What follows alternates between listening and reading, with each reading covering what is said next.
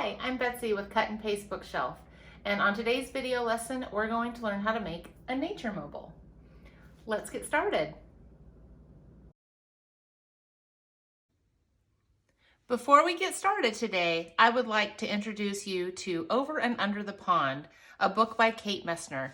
This book is a wonderful book about our elaborate ecosystems, and I would encourage you to read a copy of this book and think about the different ecosystems in your neighborhood or your community. Go on a nature walk with family or friends, or even just in your backyard. Look at all the different animals that you might see. Choose 3 to 5 of your favorites and come back so that we can make the project. Here are the materials that you will need to complete this project. For our nature mobile, we're going to start with a piece of really thin cardboard or regular cardboard. And if you don't have that, or even a cereal box that you could use, it's okay. You can use a thick piece of white paper. And then you're going to need, this is optional, you can draw directly onto this. You might want to use a piece of plain, just thin white paper. I'm going to show you a fun trick with that. You'll need a pencil and an eraser, a permanent marker, some paint, just regular craft acrylic, watercolor paints, and if you don't have watercolor paints, that's totally fine. You can use colored pencils or markers. You can even use crayons or oil pastels. For this project today, I am going to use the paint. You will need a hole punch, some paint brushes, a pair of scissors, some yarn or string, and a stick from outside. So make sure that while you're on your nature walk that you grab a stick. All right, we're ready to get started with the lesson.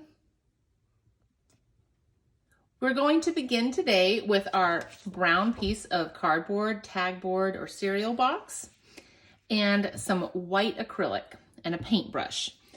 And you're going to paint one side of it white. I have it already painted, so you might want to pause the video and paint yours. There's a trick to drying it. You can use a hair dryer and it will dry a lot faster, speeding up the process. Or you can take time to let it air dry. Either way works great. Once you're done and the white side is dry, we're going to flip it over. And if you have a white piece of paper that you're working with, you will want to do this step. So this is where you're going to choose another color of craft acrylic, and it can be any color you want, and you're going to paint the entire side. You can do a solid color, or if you want, you can do rainbow colors or patterns. This will be the back side of your animal. If you're using a white piece of paper, you can choose to paint it, or you can choose to color it with markers or crayons or any other medium that you would like. For our next step, we're going to sketch 3 to 5 animals, insects, fish, or birds. And you can do this directly onto your white painted cardstock or cardboard, or you can start by sketching on a piece of paper. It's a little hard to erase on the painted paper. And I'm going to show you a fun trick. And you don't have to do this, but it is a really fun trick to know. I'm going to cut these animals out. And I'm going to take a pencil, I'm going to flip the paper over, and I'm going to color the entire back of the paper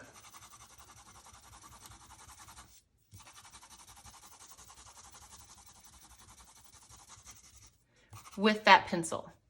And afterwards, I'm going to take my fish that I've made here and my painted paper, and I'm going to set it on top where it's painted white. And I'm going to trace over this fish.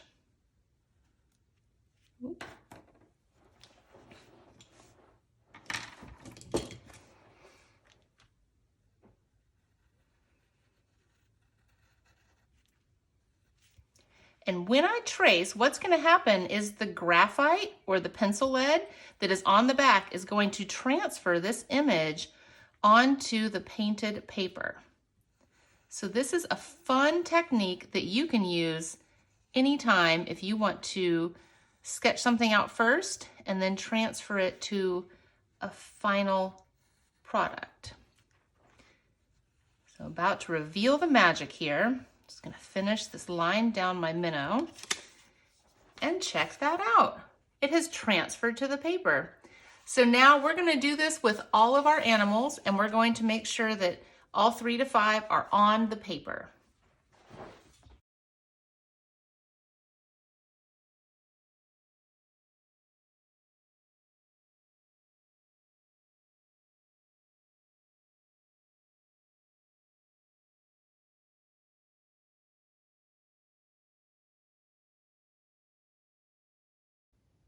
If you haven't finished drawing your animals yet, this is a great time to pause the video until you're ready for the next step.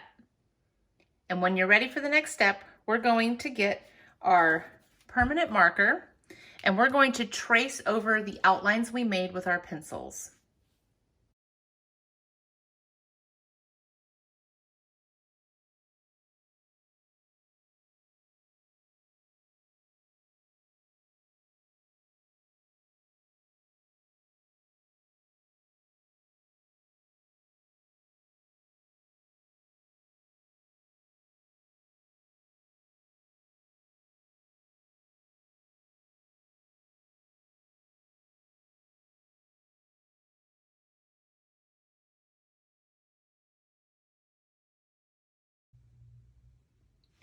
Now that we have finished tracing over our animals, we are going to cut them out. Again, if you haven't finished tracing over, it's a great time to pause the video and then you can just start it back up when you're ready.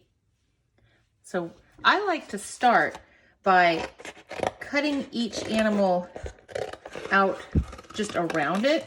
It makes it so much easier to cut it. You're not dealing with all that extra cardboard. So I'm going to cut each of those out this way, and then I'm going to cut the detail out.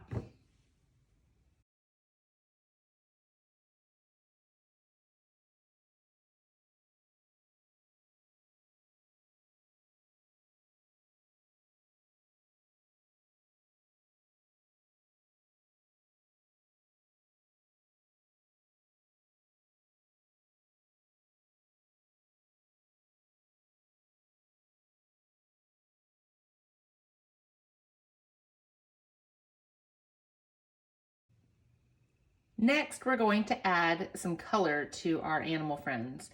You can use watercolor, or you can use markers, colored pencils, crayons, oil pastels, whatever you have handy at home.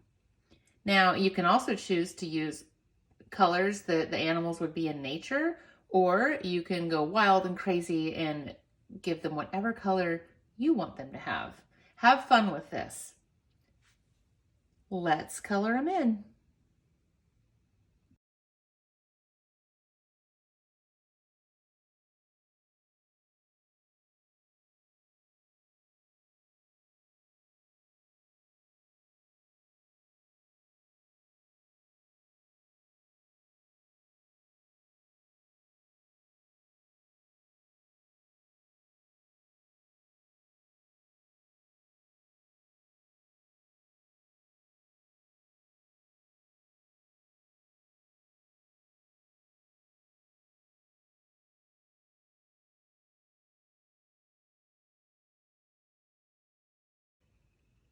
Now that we have finished painting or coloring in our animals, insects, fish, and birds, we're going to hole punch them so that we can hang them from our stick.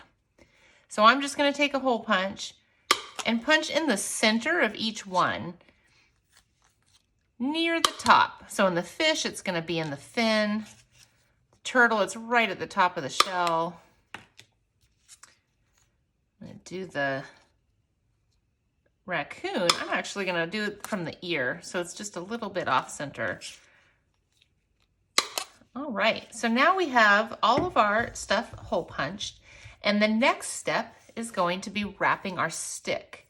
So we're going to set our animal friends aside. And we're going to get our stick and some yarn or string to wrap it with. Now this is completely optional. You do not have to wrap your stick if you want it to look more natural. So I'm gonna start this and then I'll do another time lapse.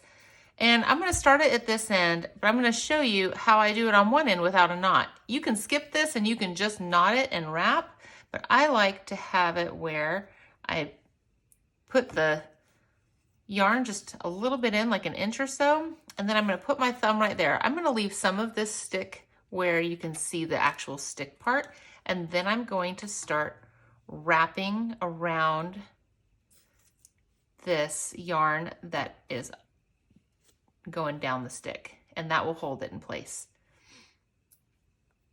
All right, I'm going to wrap this whole stick while you also wrap yours, and when we're done, we will hang the animals from it.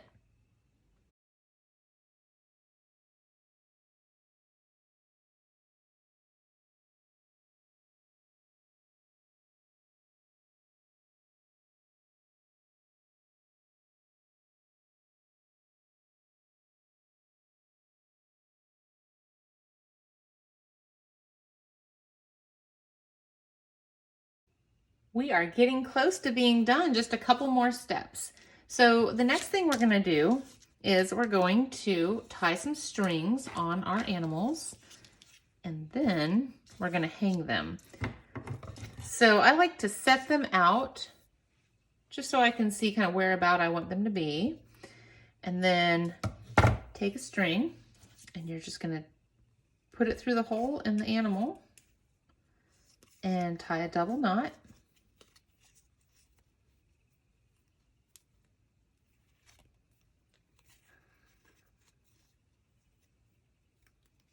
Just like so, and trim it.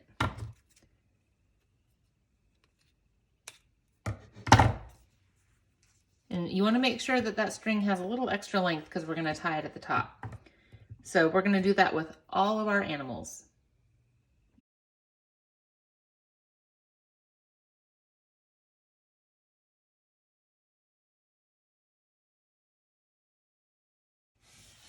For our final step, we're just going to tie all of our animals to the stick.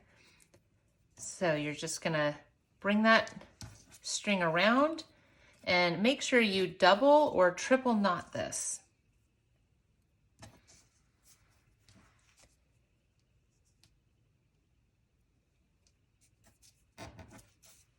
And then trim each one. We also need to make sure that we add a string at the top to hang our mobile from. So that will just be as simple as a long piece of string that we wrap around in the center of the mobile. That's the most important part, is that it's in the center so that it hangs evenly.